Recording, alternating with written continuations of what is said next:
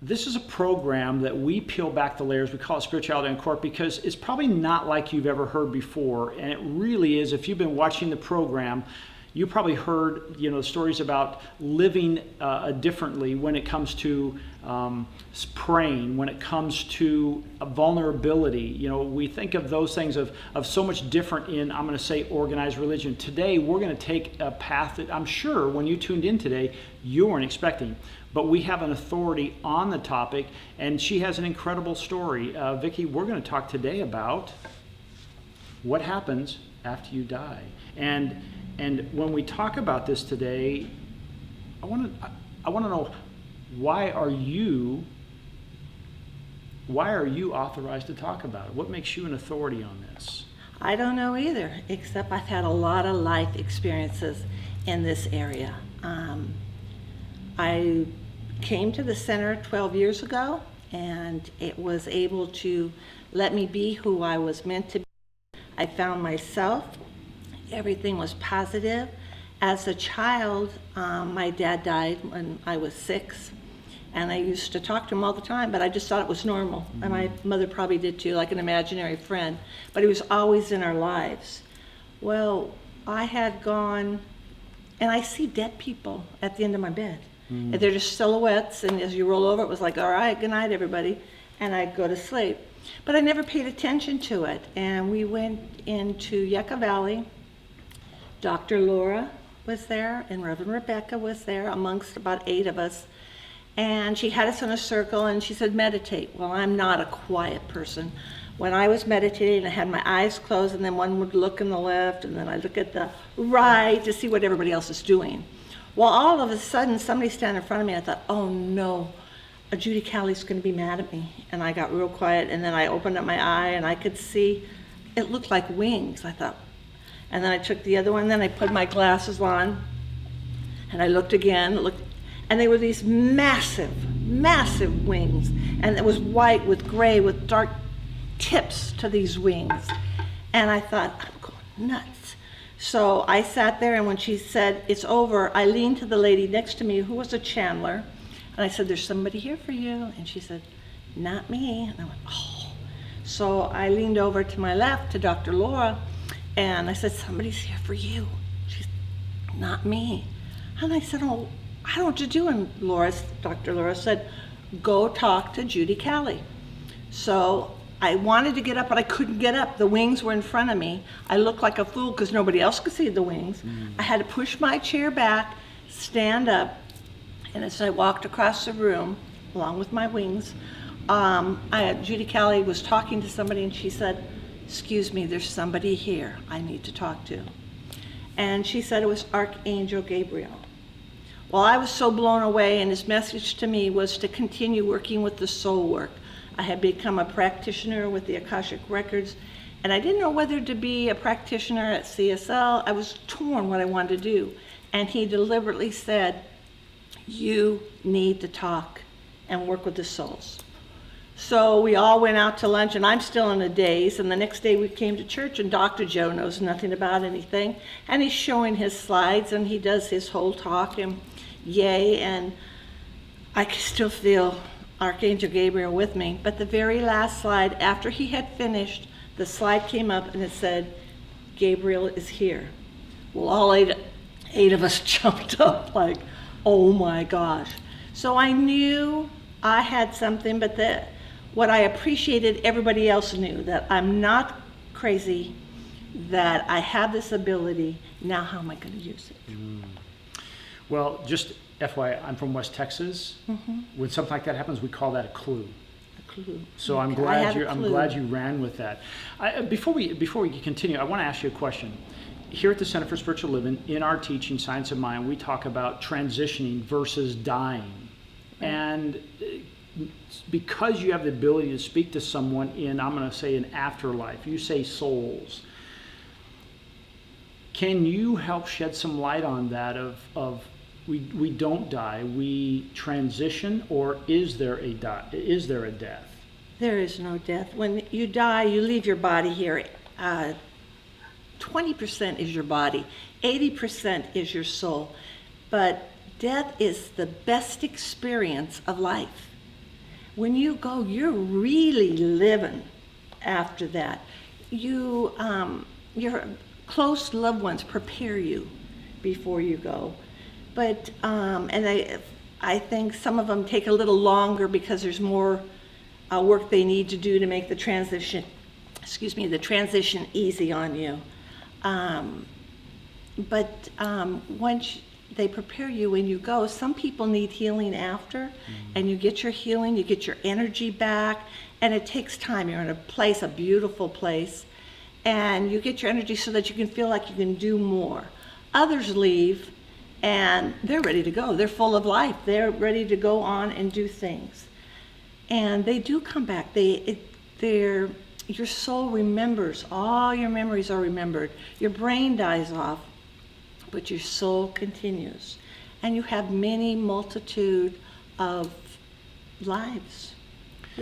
I mean, Raymond Charles Barker talks about it, that we're all but we're all energy. Mm-hmm. And that's where the whole process of energy never dies. An ice cube, when cooked, it becomes steam. Water frozen, it becomes ice. It never goes away.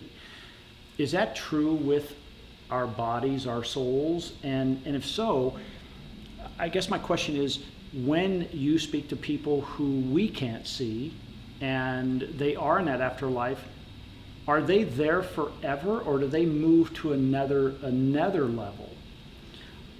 There's a multitude of levels, and there's not just one level. It's kind of like if you have the sun, that's who you are. The sun is here, and all the rays are shooting off all over. They're all you, but there's different places that each one of those rays go, and you could be living one life here and another life someplace else. Does that answer your question? It does, yeah. Here's the other thing is, and I'm going to ask selfishly, if that's okay, is why do we fight so freaking hard to stay in this bag of skin if the afterlife is so wonderful?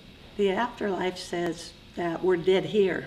The afterlife is full and loving, and you're full of life. The colors are vibrant and alive, and everything's exciting.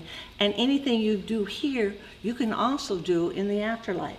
We came here for the experience, and some of us make our choices. We have freedom of choice to do whatever experience we want to have. And I think once we're born, we knew what we came here to do. Once you're born, you pass through that veil and you forget why you were here, so that you can actually have the experience you came here to have. Is there a way now, because you can see that afterlife, do you help other people understand it, to have a fuller life on this side?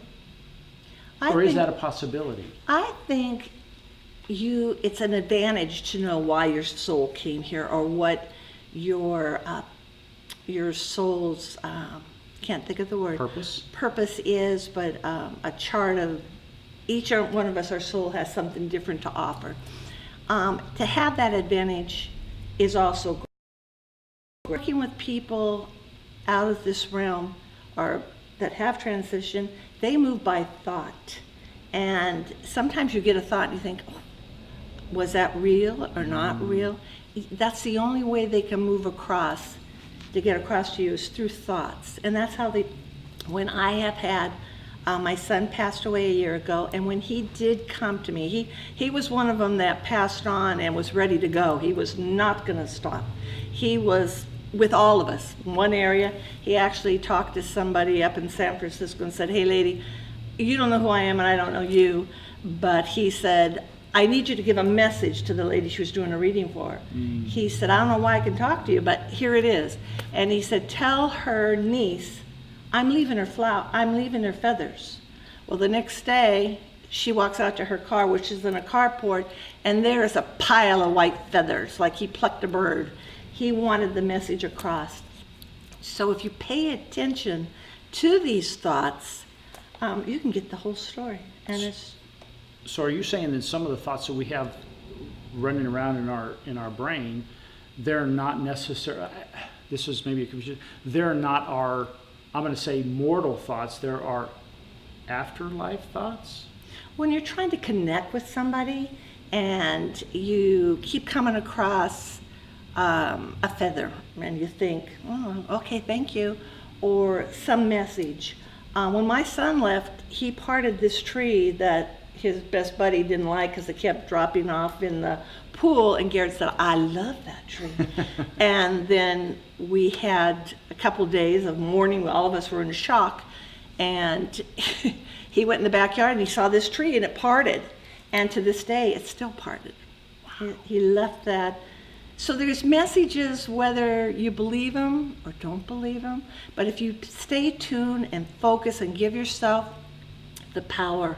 I think when I am doing work on somebody, I have to bring my level higher and higher. The higher I can center, the higher I can get my level, because they have power. They have to come down, and we have to be to a part where we can meet to communicate. So let me just peel that back a little bit. So you actually work with people who say, hey, I would like to speak to my a loved one that is gone. Yes. That has transitioned or died. Well, but usually people say, I want to contact, and they don't really tell you who, because they want to make sure you're able. Yeah. Gotcha. And so somebody will come in, and then somebody else will come in, and then all of a sudden it's almost like, this person has something they need you to hear. They want you to know, I'm okay, everything is fine. When my son came to me, we were traveling all over throughout the night because there was junk food all over. But when we got there, he kept saying, and he looked good. I said, what, did you get to pick your body? And he said, awesome. So, and he was with a white wife beater shirt and red trunks. And so all of us said, he wanted me to get into bed, it's time to go. If Papa falls asleep, we won't fit. I don't even know who Papa was. But he kept saying it, and then all of a sudden, he sat on the ground and he did calisthenics, his feet, and he smiled, and I knew it was him. It was all thought. Even though I had a conversation with them, the lips weren't moving. It's all done by thought. Well, then a month later, I went to lunch with his best friend, and he said, I saw Garrett. And I said, you did? Where was he? And he said, in the restaurant.